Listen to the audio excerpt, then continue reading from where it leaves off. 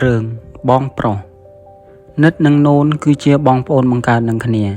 តាំងពីអ្នកមានគុណបានចែកឋានទៅជីវភាពគ្រួសាររបស់ពួកគេជួបការលំបាកយ៉ាងខ្លាំង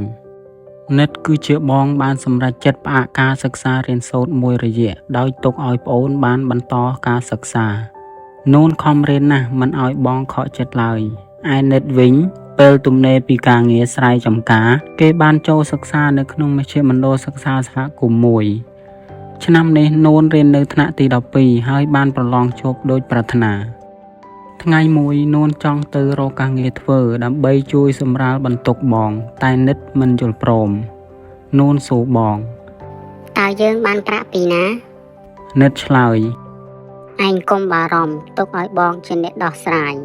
រាត្រីនោះនិតនិន្ទ្រាមិនលក់សោះព្រោះខ្លួនមិនដឹងទៅប្រកបរបរអ្វីដើម្បីរកប្រាក់ឲ្យប្អូនរៀននោះទេពីមួយថ្ងៃទៅមួយថ្ងៃនិតចេះតែជញ្ជឹងគិតរកមុខរបរផ្សេងតែនឹកមិនឃើញសោះចំណែកនូនអាណិតបងខ្លាំងណាស់គេតាំងចិត្តថានឹងខិតខំរៀនសូត្រដើម្បីបានការងារធ្វើចិញ្ចឹមបងវិញថ្ងៃមួយនិតនិងអ្នកភូមិខ្លះបាននាំគ្នាទៅខ្ចីប្រាក់ឥណទានពីធនាគារភូមិយកមកធ្វើជាដើមទុនក្នុងការចិញ្ចឹមជ្រូកនិងត្រី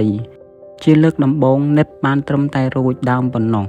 ក្រោយមកនិតបានរៀនបច្ចេកទេសចិញ្ចឹមសត្វពីមជ្ឈមណ្ឌលសិក្សាសហគមន៍ចាប់ពីពេលនោះមកនិតចេះជំនាញចិញ្ចឹមសត្វច្បាស់លាស់និតអាចរកប្រាក់ឧបត្ថម្ភការសិក្សារបស់នូនដោយមិនជួបការលំបាកដូចមុនទៀតឡើយក្រោយពីបញ្ចប់ការសិក្សានូនបានចូលបម្រើការងារក្នុងក្រុមហ៊ុនមួយនៅរាជធានីភ្នំពេញ